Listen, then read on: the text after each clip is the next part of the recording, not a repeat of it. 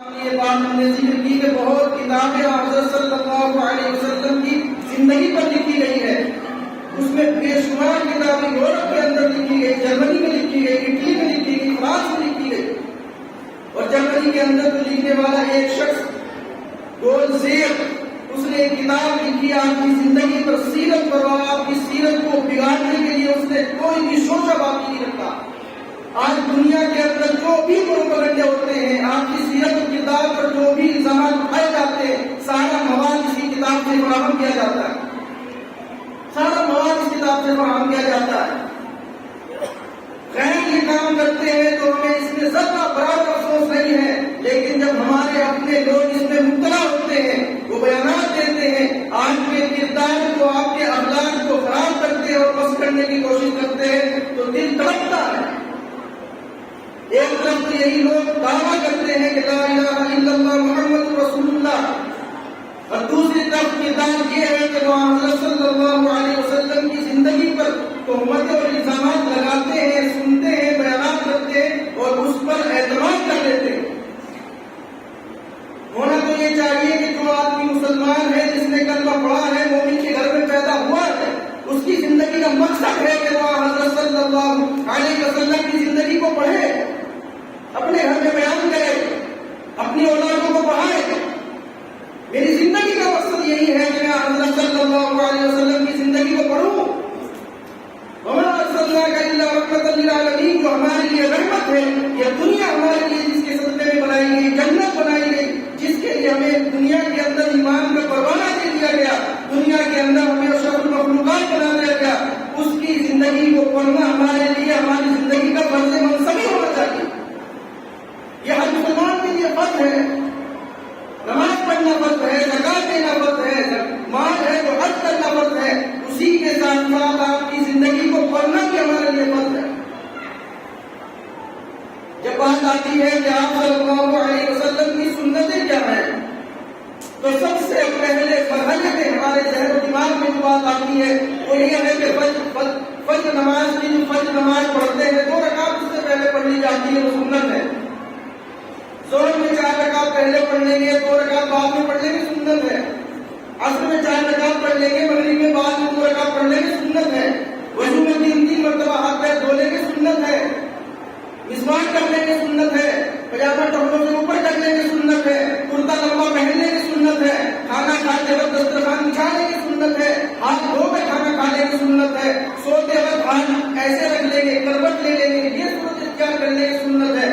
ہمیں صرف یہی سنتیں پتہ ہے. ہمارا اخلاق کیا ہونا چاہیے معاشرے کے اندر، ہمارے سماج کے اندر، ہمارے خود ہمارے گھر کے اندر، ہماری بیوی کے ساتھ، بچوں کے ساتھ، تعلق والوں کے ساتھ، رشتے داروں کے ساتھ، متعلقین کے ساتھ، متوسلین کے ساتھ، ہمیں ان سنتوں کا کوئی علم نہیں ہے، ہمیں معلوم نہیں. اور افسوس تو یہ ہے کہ ہم جاننے کی بھی کوشش نہیں کرتے. یہ زیادہ افسوس کی بات ہے. جمعے کے دن علماء کرام، ائمہ کرام بیان کرتے ہیں مسجدوں کے اندر، سنتوں کو بیان کرتے ہیں، اخلاق کو بیان کرتے ہیں، لیکن ہماری عادت یہ ہے کہ جب ہم دیکھتے ہیں کہ 1 بجے نماز ہے تو ہم 12:55 پہ، 12:56 پہ، 12:57 پہ اور بالکل 1 بجے مسجد میں داخل ہوتے ہیں. ہمارے کام میں کوئی سنت کی بات پڑ نہ جائے، کبھی غلطی سے سن لے، اور اس پر ہمیں افسوس بھی نہیں. جمعے کا دن ایک مقدس دن، لِكُلِّ شَيْءٍ سَيِّدٌ وَسَيِّدُ الْأَيَّامِ الْجُمعہ، یوم الجمعہ. لیکن ہمیں اپنے کام سے فرصت نہیں، کاروبار سے فرصت نہیں، ڈیوٹی سے فرصت نہیں. ہم نے اپنی زندگی کا پورا وقت اپنے کھانے کے لیے، کمانے کے لیے، دسترخوان بڑھانے کے لیے، پیٹ بڑھانے کے لیے، بس اپنے گھر اور منزلیں اور بلڈنگیں بنانے کے لیے، اپنے بچوں کا فیوچر بنانے کے لیے بس بنا رکھا. پوری زندگی اس پہ لگا دی. لمحے بھر کے لیے اپنے دل پر ہاتھ رکھ کر نہیں سوچا کہ اگر اخلاق سنت نبوی کے مطابق نہیں ہے تو یہی دنیا جہنم بن جائے گی. اگر ہمارے اخلاق سنت نبوی کے مطابق نہیں ہے تو یہی اولاد ہمیں گھر سے نکال کر وہ ہاؤس میں بھیج دے گی. یہ کیا ہمارے سامنے نہیں؟ یہ ساری چیزیں ہمارے سامنے ہیں. لیکن اس کے باوجود بھی ہم اپنے بچوں کو سنت نبوی سکھانے کے لیے تیار نہیں۔ میں بتا دیا رہا تھا کہ اگر کسی کے سچ ہونے کی شہادت لینی ہے تو بیوی سے پوچھو کہ تمہارے شوہر کا کیا کردار تمہارے ساتھ ہے، اس کے کیا اخلاق تمہارے ساتھ ہے، وہ کیسا برتاؤ تمہارے ساتھ کرتا ہے۔ آج دنیا کے اندر شور مچا ہوا ہے آزادی نسواں کا، عورتوں کو آزادی ملنی چاہیے، اور اس کا الزام سب سے زیادہ مسلمانوں پر رکھا جاتا ہے کہ یہ اپنی عورتوں کو آزادی نہیں دیتے۔ تو ساری بات تو سچ نہیں ہے، لیکن ایسا بھی نہیں کہ بالکل ہوا ہے، حقیقتیں بھی بہت ہے، بہت ساری حقیقتیں ہیں۔ حضرت صلی اللہ علیہ وسلم کا کردار یہ ہے کہ آپ کی بیوی گھر کے اندر موجود ہے، اپنی سہیلی کے ساتھ کھیل رہی ہے، کسی کام میں لگی ہوئی ہے۔ سرور دو عالم صلی اللہ علیہ وسلم گھر کے اندر داخل ہوتے ہیں، بیوی کو دیکھتے ہیں کہ اپنی سہیلی کے ساتھ کھیل رہی، کسی کام میں مشغول ہے، جھاڑو کو اٹھا کر اپنے ہاتھ سے گھر کو صاف کرنے لگتے ہیں، آٹا گوندنے لگتے ہیں۔ ایک بار بھی یہ نہیں کہا کہ گھر صفائی کر دو، جھاڑو لگا دو، آٹا گوندو نہیں، اپنے ہاتھ سے جھاڑو لگا رہے ہیں۔ کیا ہماری عزتیں اس سے بڑھ گئی جس کے صدقے میں ہمیں عزتیں ملی؟ فَلِلَّهِ الْعِزَّةُ وَلِرَسُولِهِ، عزت اللہ اور اس کے رسول کی ہے، وَلِلْمُؤْمِنِينَ، اس کے بعد اس کے صدقے میں مومنوں کی عزت ہے، ورنہ عزت نہیں۔ وہ سارے جہاں کا سردار اپنے ہاتھ سے جھاڑو لگاتا ہے، اپنے ہاتھ سے آٹا گوندتا ہے، کھانے کا وقت ہو جاتا ہے، کھانا کھانے بیٹھتے ہیں، سیدہ عائشہ رضی اللہ تعالیٰ عنہا جس جگہ سے لقمہ اٹھا کر کھاتی ہے، منہ میں لیتی ہے، اور حضرت صلی اللہ علیہ وسلم اس کے بعد اسی جگہ سے لقمہ اٹھا کر منہ میں لیتے ہیں۔ پہلے سیدہ عائشہ رضی اللہ تعالیٰ عنہ لقمہ اٹھا کر لیتی ہے، اس کا چھوٹا اٹھا کر سرور دو عالم صلی اللہ علیہ وسلم لقمہ اٹھا کر منہ میں لیتے ہیں۔ سیدہ عائشہ رضی اللہ تعالیٰ عنہ پیالہ اٹھا کر پانی پیتی ہے، اس کے بعد سرور دو عالم صلی اللہ علیہ وسلم پیالہ اٹھاتے ہیں، اسی جگہ منہ لگا کر پانی پیتے ہیں جس جگہ سیدہ عائشہ رضی اللہ تعالیٰ عنہ منہ لگا کر پانی پیا تھا۔ یہ ہے میرے نبی کا کردار۔ کیا یہ ہمارا کردار ہے؟ کیا ہم اپنی بیوی کا جھوٹا کھاتے ہیں، اپنی بیوی کا جھوٹا پانی اسی جگہ منہ لگا کر پیتے ہیں؟ کیا یہ ہمارے اخلاق ہماری بیوی کے ساتھ ہے؟ کیوں نہیں؟ ہم جس قوم پر یہ بات کہتے ہیں کہ ہم اس نبی کے امتی ہیں، ہمارا تو سینہ محبت سے بھرا ہوا ہے، ہم تو محبت کرنے والے ہیں۔ کیا محبت کرنے والے ایسے ہوتے ہیں؟ ہماری اس دنیا کے اندر آپ دیکھ لیجیے جو محبت کرنے والے، فرضی محبت جس کے اندر کوئی حقیقت نہیں، ایک فون آ جائے کہ ابھی تم سے ملنا ہے، ملاقات کرنا ہے، اس کا عاشق یہ نہیں دیکھتا ہے دھوپ ہے، گرمی ہے، پیدل جانا ہے، پیسہ ہے کہ نہیں ہے، فوراً گرمی کے پاگلوں کی طرف پیدل چلا جا رہا ہے، مجنون اور دیوانہ بنا ہوا ہے، پیر پھٹے جا رہے ہیں، جوتے صحیح سے نصیب نہیں، لیکن پیسے رکھ کر جیب میں اپنی اس محبوبہ کو جس کا کوئی حقیقت نہیں، حقیقت سے کوئی تعلق اس محبت کا نہیں، اس پہ خرچہ کرنے کے لیے ٹی اسٹال میں، پیزا ہاؤس میں جا رہا ہے اور کہہ رہا ہے کہ یہ محبت کا تقاضا ہے۔ اس فرضی محبت کا تقاضا یہ ہے کہ گرمی برداشت کر رہا ہے، اس فرضی محبت کا تقاضا یہ ہے کہ اپنی جیب میں پیسے بچا کر اپنی اس محبوبہ پر خرچ کر رہا ہے۔ جو حقیقی محبت ہے اس کے لیے ہم نے کیا کیا؟ اس کے لیے ہم کیا کر رہے ہیں؟ کتنا پیسہ ہم نے اس کے لیے خرچ کیا؟ اپنی زندگی کا کتنا وقت اس کے لیے ہم نے خرچ کیا؟ اپنی اولادوں کو کتنا اس کے لیے قربان کیا؟ ہم نے اس کے لیے کیا مشقت اٹھائی؟ محبت کرنے والے تو وہ تھے جنہیں حکم دیا کہ تمہارے نبی کو ضرورت ہے تمہارے مال کی، حضرت ابوبکر صدیق رضی اللہ تعالیٰ نے پورا گھر سمیٹ لائے اور لا کر قدموں میں رکھ دیا۔ پوچھا ہے کہ ابوبکر کے گھر میں کیا چھوڑا ہے؟ پوچھا اللہ اور اس کا نبی کے نام چھوڑ دیا، وہ کافی ہے۔ یہ ہے محبت، محبت کا تقاضا۔ نابینا نبی ہے، نابینا صحابی ہے، حضرت صلی اللہ علیہ وسلم کی خدمت میں حاضر ہوتے ہیں، حاضر ہو کر کہتے ہیں کہ یہ میرے پیارے نبی، میرے لیے دعا فرما دیجیے کہ اللہ تعالیٰ مجھے بینا بنا دے۔ حضرت صلی اللہ علیہ وسلم نابینا صحابی کے لیے دعا کرتے ہیں، اللہ تعالیٰ بینائی عطا فرماتے ہیں، بینائی آ گئی۔ حضرت صلی اللہ علیہ وسلم کو نظر بھر کے دیکھا، اوپر سے نیچے تک، نیچے سے اوپر تک نظر بھر کے دیکھا، خوب دیکھا، خوب دیکھا، اور اس کے بعد اپنی انگلیوں کو اپنی آنکھوں میں ڈالا اور آنکھیں باہر نکال کر ہتھیلی پہ رکھ دی۔ حضرت صلی اللہ علیہ وسلم نے سوال کیا ایسا کیوں کیا؟ تم نے دعا کرائی تھی، بینا ہونے کی آنکھیں آ گئی، تو اس کے بعد یہ کیا کیا کہ آنکھوں میں انگلی ڈال کر آنکھیں باہر نکال؟ کہا کہ حضور میں ان آنکھوں سے آپ کو دیکھنا چاہتا تھا، آپ کا نظارہ کرنا چاہتا تھا، اپنے محبوب کو دیکھنا چاہتا تھا، بینائی اللہ نے عطا کر دی، اپنے محبوب کو دیکھ لیا۔ میں قسم نہیں کرتا کہ جن نگاہوں سے میں نے اپنے پیارے حبیب کو دیکھا ہے ان نگاہوں سے کسی اور چیز کو دیکھوں، اس لیے میں نے ان نگاہوں اور آنکھوں کو باہر نکال دیا۔ یہ ہے محبت کا تقاضا، اور محبت یہ بڑوں میں نہیں بچوں میں بھی تھی۔ بعض اور محبت نام کے دو چھوٹے چھوٹے آپ کا 10 سال کے بچے ہیں، غزوہ بدر کا موقع ہے، کھڑے ہوئے ہیں، حضرت عبد الرحمن بن عوف سے پوچھتے ہیں کہ چچا جان ہم نے سنا ہے کہ ایک آدمی ابو جہل کے نام کا ہے، ہمارے پیارے نبی کو گالیاں دیتا ہے، برا بھلا کہتا ہے، آج ہم یہاں پر اس ارادے سے آئے ہیں یا تو اس خبیث کو قتل کر دیں گے یا بالکل ہم شہید ہو جائیں گے اور مر جائیں گے۔ چھوٹے چھوٹے بچے ہیں، چھوٹی چھوٹی تلواریں ہاتھ میں ہیں، جوش اور جذبہ اور محبت دیکھیے، کہتے ہیں کہ میرے نبی کو گالی دیتا ہے، برا بھلا کہتا ہے، یا تو آج وہی رہے گا یا ہم رہیں گے۔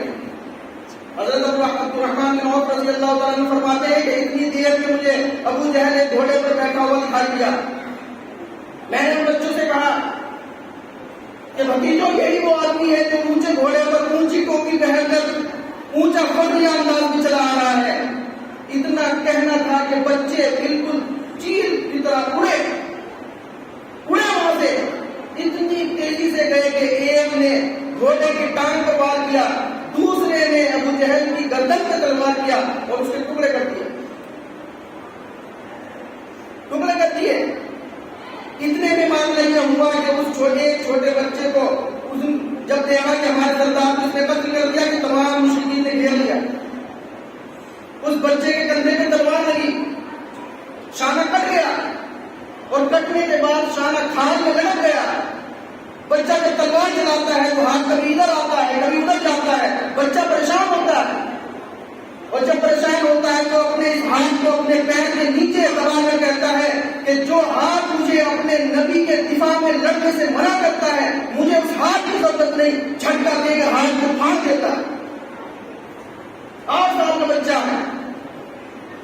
یہ ہے عشق، یہ ہے محبت، نہ جان دیکھی، نہ مال دیکھی، نہ آنکھیں دیکھی، کچھ نہیں دیکھا، یہ ہوتا ہے عشق۔ خالی زبانی دعوے کرنے سے، زبانی نعرے لگانے سے، بھیڑ اکٹھی کرنے سے یہ سب کوئی محبت نہیں ہے، اس کو محبت نہیں کہتے۔ محبت تو یہ ہوتی ہے کہ میرے نبی نے جو کیا ہے میں وہ کروں گا۔ حضرت عبداللہ بن عمر رضی اللہ تعالیٰ عنہ ایک زمانے میں، آخری زمانے میں نابینا ہو گئے تھے۔ ایک جگہ ان کا سفر ہوا، راستے سے جاتے ہوئے ایک جگہ سر جھکایا اور سر جھکا کر کہا کہ یہاں پر ایک زمانے میں حضور اکرم صلی اللہ علیہ وسلم کے ساتھ آیا تھا، میرے نبی نے یہاں پر سر جھکایا تھا، آپ کی اتباع میں سر جھکا رہا ہوں، اور مجھے یہاں سے 50 قدم لے کر جاؤ، مجھے وہاں بیٹھا دو۔ میرے نبی نے یہاں بیٹھ کر اس وقت استنجا کیا تھا، میں اس جگہ سے بیٹھ جاؤں گا اس نیت سے کہ میرے نبی نے یہاں بیٹھ کر استنجا کیا تھا۔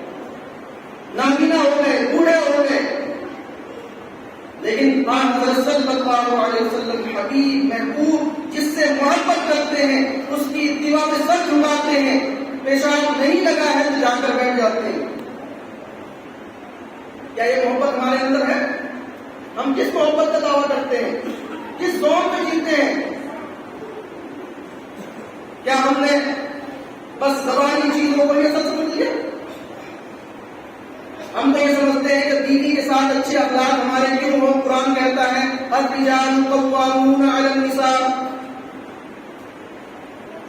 قرآن کہتا ہے مردوں کو عورتوں پر حاجی بنایا گیا ہے، یہی ترجمہ پڑھتے ہیں نا،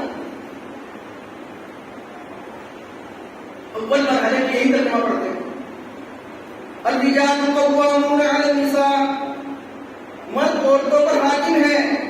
اس کا جھوٹا کیوں پیے، اس کا جھوٹا کھانا کیوں کھائیں، اس کا پیر کیوں دبا دے، اس کا سر کیوں دبا دے. پورا زمانہ ہمیں طاقت دے گا کہ یہ تو بیوی کا غلام ہو گیا ہے. قرآن کہتا ہے الرجال قوامون علی النساء. اصل مسئلہ میرے بھائیوں یہ ہے کہ ہم نے لفظ قوام کا مطلب ہی نہیں سمجھا، مطلب نہیں سمجھا، اور اس حاکم کا بھی مطلب نہیں سمجھا جو ترجمے میں کہا گیا ہے. قوام کہتے ہیں کہ جو چیز بہت زیادہ کسی چیز کو باقی رکھے اور کھڑا رکھے، جیسے یہ پلر ہے، یہ چھت کو کھڑا کرے، اس کو قوام کہتے ہیں. عربی زبان میں قوام کہتے ہیں جو چیز کسی کو قائم رکھے، کھڑا رکھے. پرانے گھر ہوا کرتے تھے، اس میں ایک بیچ میں ایک تھام لگایا کرتے تھے. پرانے کچے گھروں میں موٹی لکڑی بیچ میں لگایا کرتے تھے تھام. اس تھام کو عربی زبان میں قوام کہتے ہیں. الرجال، رجل کہتے ہیں مرد کو جس کے ہاتھوں میں طاقت ہو، جس کا سینہ چوڑا ہو، اس کو کہتے ہیں الرجل. اور قرآن نے جس کو کہا الرجال قوامون علی النساء کہ ہم نے چوڑی چھاتی کی ہے، بازوؤں میں طاقت دی ہے، اس لیے کہ جو گھر تم نے بنایا ہے، جو بیوی کو بہا کر اپنے پاس لائے ہو، یہ تمہیں تانے بھی دے گی، برا بھلا بھی کہے گی. تمہاری بچے ہونے کے باوجود، تمہاری اولاد ہونے کے باوجود تمہیں پریشان اور تنگ کریں گے. تم اس بوجھ کو اپنے ان مضبوط بازوؤں پر تھام کر رکھنا. اس لیے تمہیں قوام بنایا، اس لیے نہیں کہ چھوٹا سا نمک زیادہ ہو گیا بیوی کو پیٹ دیا، اس لیے نہیں کہ بیوی بیمار ہے، بخار اسے چڑھا ہوا ہے تو ہم اپنی ٹانگیں بھجوائیں گے. بیوی کی نہیں، بیوی بیمار ہونے کے باوجود بھی کھانا پکائے گی، بیوی بیمار ہونے کے باوجود بھی کپڑے دھوئے گی. اور ہم رجل ہیں، ہم قوام ہیں اور مرد ہیں. لعنت ہے ایسے مرد پر. وہ قوام نہیں ہے. قوام تو وہ ہے جو گھر کو تھامے رہتا ہے، گھر کی ضرورتوں کو پورا کرتا ہے. حضرت صلی اللہ علیہ وسلم کی سیرت پر چلتا ہے کہ بیوی کو ضرورت ہے، وہ بیمار ہے تو کھانا خود بنائیں گے. بیوی بیمار ہے تو اس کے پیر بھی دبائیں گے، بیوی بیمار ہے تو سر بھی دبائیں گے. ابھی ہم نے ایسا کیا؟ ہماری تو اس سے بھی بدتر صورت حال ہے کہ گھر کے اندر بہت اچھا کھانا بنا ہے، چکن لا کر بنایا گیا ہے، اس میں 2 ہی لیگ پیس ہوتے ہیں.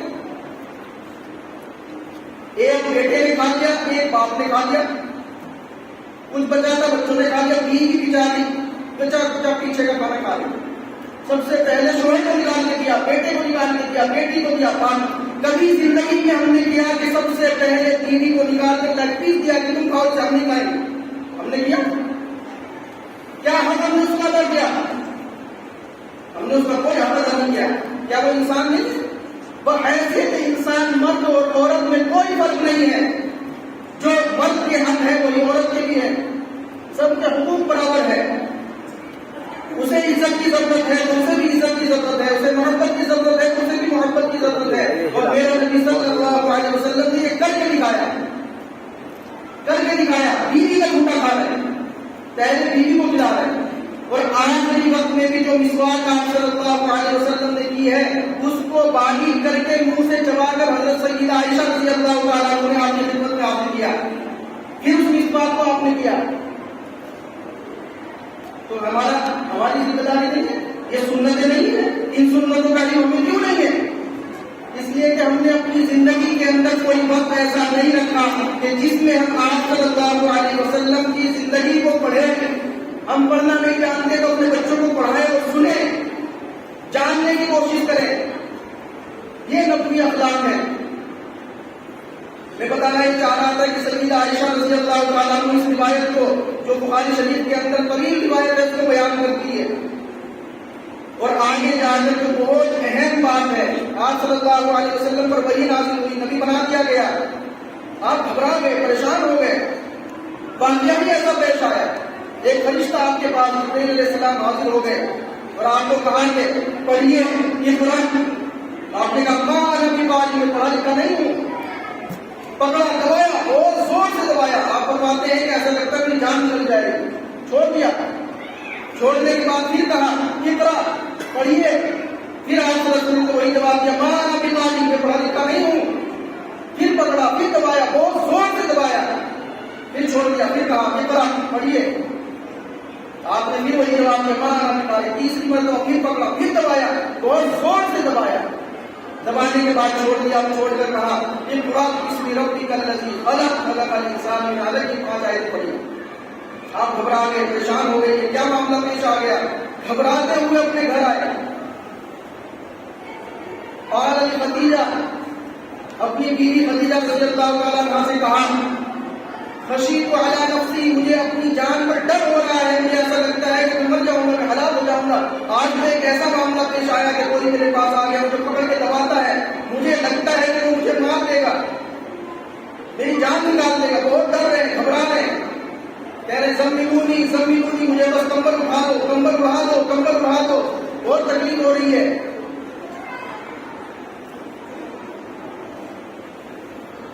سیدہ خدیجہ رضی اللہ تعالیٰ عنہا فرماتی ہے یہ ہے سننے کی بات جس پر آج کی ساری دعوت کا دار و مدار ہے، سارے اخلاق کا دار و مدار ہے. یہ ہے وہ بات جو میں آپ کو بتانا چاہتا ہوں. اس وقت اس پریشانی کے عالم میں حضرت خدیجہ رضی اللہ تعالیٰ عنہا فرماتی ہے کلا واللہ ما یخزیک اللہ ابدا، ایسا ہرگز نہیں ہو سکتا ہے آپ کو اللہ تعالیٰ کبھی بھی رسوا اور ہلاک نہیں کریں گے، ہرگز ہرگز نہیں کریں گے. کیوں نہیں کریں گے؟ اس کی وجہ بیان فرماتی ہے کیوں نہیں کریں گے. جس کو ہم کوئی اہمیت ہی نہیں دیتے تو بیان فرماتی ہے انک لتصل الرحیم، آپ صلہ رحمی کرتے ہیں، رشتہ داروں کے ساتھ رشتہ جوڑتے ہیں، تعلق کو قائم رکھتے ہیں. اور جو آدمی تعلق کو قائم رکھتا ہے، رشتہ داری کو جوڑتا ہے، اس کو توڑتا نہیں ہے، اللہ تعالیٰ اسے کبھی رسوا اور ہلاک نہیں کرے گا. وتحمل الکل، آپ محتاجوں کا بوجھ اٹھاتے ہیں، ان کے کام آتے ہیں. وتکسب المعدوم، غریب لوگوں کو آپ ان کی ضرورتوں کو پورا کرتے ہیں. وتصدق الحدیث، آپ ہمیشہ سچ بولتے ہیں. وتعین علی نوائب الحق، اور حق پر جمنے والوں کی آپ مدد کرتے ہیں. یہ 5 باتیں ارشاد فرمائی، جس میں سب سے پہلی بات انک لتصل الرحیم، صلہ رحمی کرتے ہیں. یہ شہادت کون دے رہا ہے؟ حضرت خدیجہ رضی اللہ تعالیٰ عنہا جو بیوی ہے، نبوت سے پہلے 25 سال کی عمر میں بیوی بنی. 15 سال جنہوں نے ساتھ گزارے نبی بننے سے پہلے، وہ یہ گواہی دے رہی ہے کہ انک لتصل الرحیم، آپ رشتہ داری توڑنے والے ہیں، آپ رشتہ داری نہیں توڑتے، ایسے آدمی کو اللہ ہلاک نہیں کریں گے. بیوی کی گواہی، ایک بیوی گواہی دیتی ہے، دوسری بیوی اس کی حدیث کو بیان کرتی ہے. حضرت عائشہ رضی اللہ تعالیٰ عنہا اس حدیث کو بیان کرتی ہے. بیویاں ہیں، ہماری بیوی ہمارے بارے میں کیا شہادت دے گی سب کو پتا ہے، ہم نے کیا کیا کچھ کھلا رکھے سب کو پتا ہے، ان کے ساتھ ہمارا برتاؤ کیسا ہے سب کو پتا ہے، چھپا ہوا نہیں ہے، ہمیں سب کو پتا ہے ہم کیا کرتے ہیں. بیوی شہادت دے رہی ہے تصویر نہیں. بس میں اپنی بات میں کر بات کو ختم کروں گا کہ صلہ رحمی کس کو کہتے ہیں؟ صلہ رحمی یہ کہتے ہیں کہ رشتے داروں کے ساتھ اچھا برتاؤ کرنا. رشتے داروں کے ساتھ، ان کے ساتھ نہیں، وہ ان رشتے داروں کے ساتھ نہیں جو رشتے دار ہمارے ساتھ اچھا برتاؤ کرتے ہیں، ان کے ساتھ اچھا برتاؤ کو صلہ رحمی نہیں کہتے ہیں. حدیث شریف کے اندر ہے، حضرت صلی اللہ علیہ وسلم ارشاد فرماتے ہیں لیس الواصل بالمکافی، بدلہ دینے والا صلہ رحم نہیں ہے. آپ نے میرے ساتھ اچھائی کا معاملہ کیا، میں آپ کے ساتھ اچھائی کا معاملہ کرتا ہوں، یہ صلہ رحمی نہیں ہے. میرے رشتے دار نے مجھے دعوت دی، شادی میں بلایا، میں بھی اسے بلاتا ہوں، یہ صلہ رحمی نہیں ہے. میرا رشتے دار مجھے بیماری میں دیکھنے آیا، میں بھی اسے دیکھنے جاتا ہوں، یہ صلہ رحمی نہیں ہے. صلہ رحمی تو یہ ہے کہ میرا رشتے دار نے مجھے دعوت دے کر اپنے یہاں شادی میں نہیں بلایا، میں اپنے بیٹے اپنے بیٹی کی شادی میں اسے بلاتا ہوں، دعوت دوں گا، یہ ہے صلہ رحمی. میرا رشتے دار بیماری میں مجھے دیکھنے نہیں آیا، میں اسے بیماری میں دیکھنے جاؤں گا، یہ ہے صلہ رحمی. آج صلی اللہ علیہ وسلم نے بتایا یہ ہے صلہ رحمی. لیس الواصل بالمکافی، صلہ رحمی بدلہ دینے کا نام نہیں ہے. صلہ رحمی کا نام ہے جو ناتا توڑتا ہے، رشتہ توڑتا ہے، اس کے ساتھ رشتہ جوڑا جائے. اور ہماری صورت حال یہ ہے کہ اگر ہمیں کسی نے دعوت نہیں دی تو بس ان کے پورے خاندان کی دعوت ختم. ہم نہیں پوچھیں گے اسے. اور کہیں ایسا ہو گیا کہ اللہ نے ہمیں مال دولت دے دیا تو غریب رشتے داروں کو بھول جاتے ہیں. کوئی پوچھتا ہے کون ہے, بتاتے بھی نہیں کہ ہمارا رشتے دار ہے. بلکہ آپ کی صورت حال یہ ہے کہ اچھا پڑھ لیے, ویل ایجوکیٹ ہو گئے, باہر چلے گئے, اپنے باپ کا تعارف نہیں کراتے کہ میرا باپ ہے, اس لیے کہ بتاؤ کہ ہم کا رہنے والا ہے, میں تو جنٹل مین ہوں. جنٹل مین کا باپ ایسا کیسے ہو سکتا ہے؟ یہ صلہ رحمی نہیں ہے, اس کو صلہ رحمی نہیں کہتے. اور میں آپ کو بتاؤں آگے بڑھ کر, جب آدمی مر جاتا ہے, مالدار آدمی مر جاتا ہے, تو اس کے وہی غریب رشتے دار جس کو وہ رشتے دار بتانے میں شرم محسوس کرتا تھا, سب سے پہلے اس کی میت کو اٹھانے کے لیے آتے ہیں. وہ غریب رشتے دار اس کا فاتحہ پڑھنے کے لیے آتے ہیں, اس کا قرآن اس کے لیے پڑھنے کے لیے آتے ہیں, سر سوال کرنے کے لیے آتے ہیں. جن کو وہ رشتے دار بتانے میں شرم کرتا تھا وہ غریب رشتے دار آتے ہیں. اور ہمیں شرم نہیں آتی کہ اللہ نے چند پیسے دے دیے, ہمارا رشتے دار غریب ہے, بیماری کی حالت میں ہے, پریشانی کی حالت میں ہے, چند پیسے اس کی ضرورت کو پورا کرنے کے لیے اسے دے دیں. نہیں, مالدار رشتے دار کے لیے بہت پیسہ ہمارے پاس ہے, اس لیے کہ ہمیں پتا ہے کہ بہت مالدار ہے, اسے پیسہ دیں گے تو واپس دے گا. غریب رشتے دار ہے, اس کو پیسہ نہیں دیں گے واپس نہیں دے گا, اس کو نہیں صلہ رحمی کہتے, اس کو صلہ رحمی نہیں کہتے. یہ ہے سنت ہے جن کو آپ صلی اللہ علیہ وسلم نے بتایا ہے. اور ایک حدیث میں فرمایا, من يحب ان يبسط له رزقه وينشئ له في عسله فليصل رحمه. جو شخص یہ چاہتا ہے کہ اس کی عمر بہت لمبی ہو جائے, جو شخص یہ چاہتا ہے کہ مالدار ہو جائے, پیسہ خوب مل جائے, فليصل رحمه, رشتے داری کے ساتھ اچھا برتاؤ کرے. آدمی کوئی چیز چاہتا ہے, اچھی عمر مل جائے, لمبی عمر مل جائے, بہت پیسہ مال دولت مل جائے. آج صلی اللہ علیہ وسلم فرماتے ہیں فلیصل رحم, تو وہ اپنے رشتے داروں کے ساتھ اچھا برتاؤ کرے. اچھی عمر ملے گی, لمبی عمر ملے گی, مال دولت بھی بہت زیادہ ملے گا. تو میرے عزیز بھائیوں, ہمیں اپنا کردار بنانا ہے تو ہمیں اپنے گھر والوں کے ساتھ اچھا سلوک کرنا چاہیے, اپنے گھر بیویوں کے ساتھ, اپنے باپ کے ساتھ, اپنے چچاؤں کے ساتھ, اپنی پھوپھیوں کے ساتھ, اپنی بہنوں کے ساتھ جن کے نکاح ہو کر چلے گئے ہیں ان کے ساتھ اچھا برتاؤ کرنا چاہیے. اس سنت کو زندہ کرنے کی ضرورت ہے, یہی سیرت النبی کا پیغام ہے. میں آپ کے سامنے ان باتوں کو اس لیے عرض کرتا رہا کہ آپ ہمارے بھائی ہیں. کل قیامت میں علماء سے یہ پوچھ ہوگی کہ آج نے ان لوگوں کو بتایا کیوں نہیں, کہ تمہاری ذمہ داری تھی, بتانا ہماری ذمہ داری ہے, عمل کرنا ہم سب کی ذمہ داری ہے. اللہ تعالیٰ کہنے سننے سے زیادہ عمل کی توفیق عطا فرمائے. وآخر دعوانا الحمد للہ رب العالمین.